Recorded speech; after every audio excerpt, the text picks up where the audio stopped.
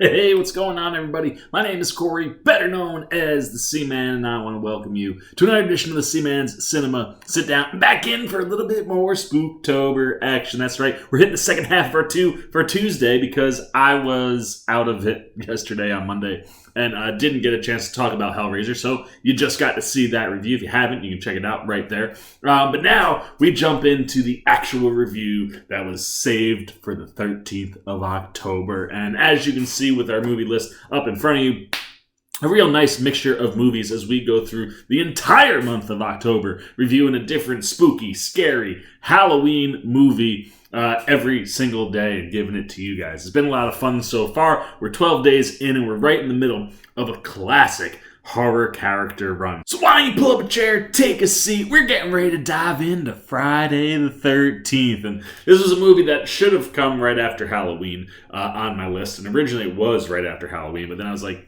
you got to do Friday the 13th on October 13th, even if it's not on a Friday. At least give it the 13th part, you know? So that I kind of shifted it to the back of our slasher run. And I love Friday the 13th.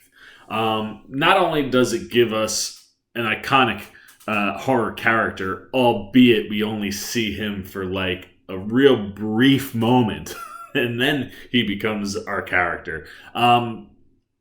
But it was one of those movies that came out and was like, you know what? Halloween, you did this. You made a ton of money. We're going to do the same thing in a different way, and kind of created this almost like, you know, battle or matchup, so to speak, of, okay, we got a slasher battle royale going on between Halloween and Friday the 13th, because Sean S. Cunningham's Friday the 13th feels eerily similar to Halloween in a lot of ways. And considering that Halloween kind of burst through the doors in 78, it opened the door for that type of movie, you know, where you could have a younger cast with a high body count and a deranged killer that just will not be stopped. And Cunningham was so excited to try to come up with his own version of a slasher movie like that he actually, if you look into Friday the 13th's background, he ran he took out like an ad space in a paper or a magazine before he even had a script, and he worked with Victor Miller, who wrote the movie, to come up with Friday the 13th.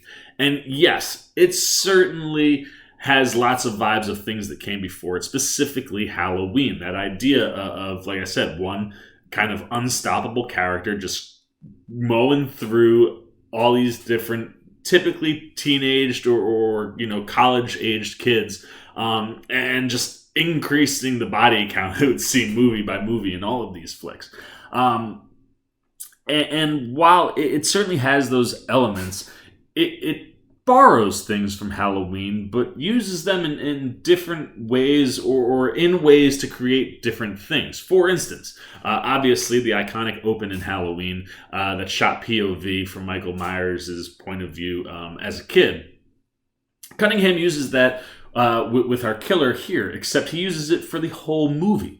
And it's one of those things that, as a shot itself, it works so well, because when the camera does start to move, I mean, the camera will be set up in all different places, and throughout the movie, the killer isn't always in the room. So you have camera setups that'll look normal, but then all of a sudden it starts to move, and you're like, oh shoot, that's the killer.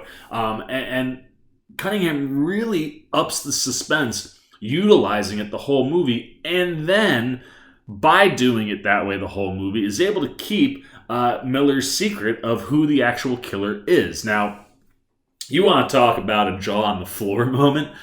Growing up, my parents were a little strict, and like I couldn't really watch too many PG-13 movies before I was 13. And rated R movies were even harder to watch. So I knew who Jason Voorhees was well before I got to see Friday the 13th. And when it's revealed that the killer of the first Friday the 13th is Mrs. Voorhees, my head, talking about wishing I had a camera on my face back then to capture a reaction. I was like floored. I was like, wait, what? It's not, huh? And that's the thing with the script that I love that Miller does, is he has secrets. and he holds them a lot longer than we had seen in movies prior to this.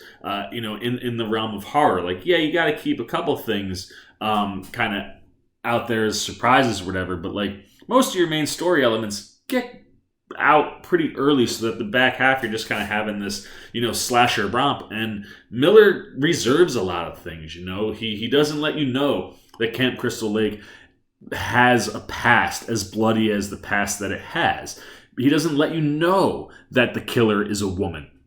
And talking about 1980, it's even a bigger shock, because it's something that you wouldn't really have seen back then, and specifically this type of movie, and with a killer as ferocious as Mrs. Voorhees is. So being able to keep those things, secret and reveal them slowly in little tidbits. When the first counselor that we get to meet, Annie, shows up, she's on her own kind of hitchhiking up to the camp. So she kind of pops into town, and that's the first time we hear that Camp Crystal Lake is referred to as Blood Lake, and that there is some kind of past. And as we go through the movie, we find out that a kid drowned who ends up being Jason. And then there were a series of murders. The camp got shut down. It was the revenge on the people who should have been watching Jason but were having sex instead. And that plays into the idea and common trope of the slasher flick that was still being birthed with all these movies. And the fact that, like, if you have sex in a horror movie, you're gonna die. And this ripped right from there, because, these kids were fooling around instead of watching the kids that were playing in the water, and a kid drowns. And then after that, every time the camp tried to get brought back, something else would happen. A set of fires one year, poisoned water another year. So this time around, when the owner, Steve Christie, played by Peter Brower, tries to bring it back one more time, we get the stage set for a massive slasher flick, man. And like I said, the writing and upping the ante, like increasing the amount of people that you could kill off in the movie. There's 7 camp counselors here. Alice, Marcy, Annie, Jack, Bill, Brenda, and Ned. So it's a massive cast list.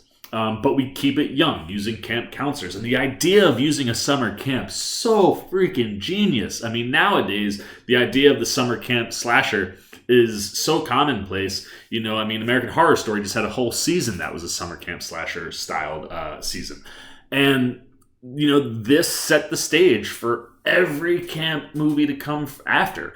And it's the perfect setting for a slasher movie or any kind of a horror movie, because it's one of the places where you would hear these types of stories around a campfire. If you're out camping, sure, around a campfire. But if you're at summer camp, there's always a fire at some point, and there's always a time where someone's telling either a ghost story or a scary story or some kind of a legend. And that's built in to Friday the 13th, where as we start to reveal what this legend is, we find ourselves smack dab in the middle of being in part of that legend. And that's what happens to our cast of camp counselors. And Cunningham just has a ton of fun with the slasher part of this movie. And that's the other thing that he ups here, where Halloween had a pretty significant body count, and you have some, gory-ish type moments, but the blood and the amount of gore in the movie is fairly minimal. And more often than not, outside of that time that, Michael pins the person like to the closet door, it's usually all just throat cuts. And you kind of get that here, right, where we kind of start with some throat cuts, but you get to see the slash and the blood start coming, and then the kills get more and more creative and more gruesome. And one of the best creative and gruesome deaths in the movie happens to feature yet another Hollywood icon. Mr. Kevin Bacon himself is in this movie, playing Jack the camp counselor. And after he has sex with, I believe it's Marcy, played by Janine Taylor, they're kind of like a couple, so we kind of see them flirting throughout the whole movie. They finally kind of have like a night where they're able to chill and not try to like get everything set up for the camp or whatever. And everyone's kind of doing things. They go off. They fool around. Marcy goes to go to the bathroom, and while Mr. Bacon's just chilling, you start seeing the knife come through the throat, and it's one of those moments where Cunningham mixes the elements of body horror that have come from movies prior into the slasher flick in a way where you're just like, Oh, I wasn't ready to see a knife come through a person's throat. And all the kills from there on, have a different level of gruesomeness to them. And there's more blood in this movie than Halloween. And like I said, it's just everything that Cunningham was looking to do here was to up things that we had seen before. Give me more bodies. Give me more blood. Give me just as scary a villain that we never, ever see. And that reveal of Mrs. Voorhees being the killer is just one of those really iconic moments and created an iconic character in and of itself, despite the fact that Jason gets to run with the series after this. And the other thing that they have really working for them is a fun cast. Like I said, it's a mostly young, vibrant cast of characters, starring, as I said, Janine Taylor as Marcy, Kevin Bacon as Jack, Robbie Morgan as Annie, Harry Crosby as Bill, Laurie Bartram as Brenda, and Mark Nelson as Ned. The stretch of the movie where the killer is chasing all of them down and just killing them off one by one and picking them off in all these different ways, just allows for the cast of characters to have a lot of fun. Like, you're not being asked to do any real serious acting here. You're mostly having a lot of fun running around being chased by a psycho, and they do all kind of have fun with that, and it allows Cunningham to capture moments that are really terrifying or suspenseful throughout the whole thing. But the one character that I don't mention or haven't mentioned yet is Alice, played by Adrienne King. And she is the classic trope phrase. She's our final girl. And she carries all the qualities that you want in that, man. She is the purest of the group. When you have all the things that usually typically lead to somebody dying, the final girl doesn't have those qualities. She doesn't get drunk or do drugs. When given the opportunity for any kind of sexy moment, they typically don't have it. There's a wonderful scene with Alice, Brenda, and I believe Bill, where they're playing strip Monopoly. And right before Alice is about to take her top off after landing on one of Bill's spaces, something happens that interrupts the game and ends it. I think the door blows open and the storm's so crazy, Brenda realizes, the window's over, she has to leave. So it's things like that. Like, anytime a moment could happen, it doesn't. And Alice nails all those things. And Betsy Palmer as Mrs. Voorhees, we don't get to see her, like I said, most of the movie, but when we finally do get to see her, she really does chew the scenery. She gets a wonderful sequence with Alice where she gets to play Mrs. Voorhees and tell us the whole backstory of the camp. And it's one of those moments where, like, you can see that craziness in Betsy Palmer's eyes, but she's holding it together because Alice doesn't know that she's the killer. We get another wonderful moment the first time we actually do get to see her, and she's wearing the burlap sack over her head with, like, the one eye hole. She's, like, in a bed, and, like, they pull the covers back, and she pops up, and you're like, what? And even though you can't see her face, Betsy Palmer's eyes are popping in ways where you're like, oh, she is just sinking her teeth into this role. And she does have a lot of fun. And that final showdown where you finally get to see Betsy Palmer chasing down one of the kids with her and Alice, it is just a lot of fun. And I kind of like how that all plays out. And then, like I said, Cunningham and Miller save a scare for us, man. Our final girl makes it all the way to the end. And, in a canoe in the middle of the lake as the police are showing up, Jason Voorhees pops up to get her. And I remember the first time watching it, after kind of still getting over the fact that Jason's not the killer, jumping out of my seat when he pops up, because he is creepy to look at. The decay and, like, the algae type mold stuff on him, but you just don't see it coming. And then obviously it ends up being a dream for Alice. But it was things like that really made Friday the 13th stand out. And so much of it had to do with Cunningham's direction. And he's got a good pace. He always keeps you invested and entertained as things are happening. And like I said, those reveals down the end of the movie and the twists and turns that you get, I just think really, really work. And Cunningham and Miller do a really good job of bringing another slasher movie that, had a lot of similarities to Halloween yet was different enough to be able to stand on its own and create, another franchise that would go down in infamy. So there you go, man. Those are all my thoughts on the almost Jason-less Friday the 13th. Now I want to know what you're thinking.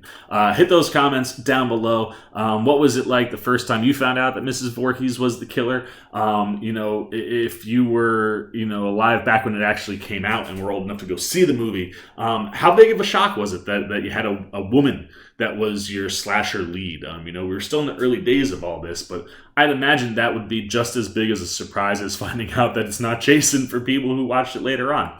So however that played, however the gore and the blood played, and the things that Cunningham did that were different than things like Halloween. Good, bad, indifferent, anything you're thinking about Friday the 13th, down below in the comments section. As always, if you enjoyed this video, please give me a thumbs up. And if you're new, you want to come hang out, all Spooktober long with us, show a little, love, support for the Cinema Sit-Down, come join the C-Maniacs, and you can do that by jumping over there, hitting that subscribe button, hit that little bell if you want those alerts, and until next time, for the C-Man's Cinema Sit-Down, I've been the C-Man. I'm signing off. Peace! Well, you guys are still here. You must be looking for some more content. Well, don't worry, C-Man's got you covered, man. You got videos like this guy, and if you haven't yet, and you want to come check out all the C-Man goodies, join the Cinema Sit-Down squad, man. Hit that subscribe button. And don't forget to hit the little bell down below that, too, so you can get alerts every time I make new videos.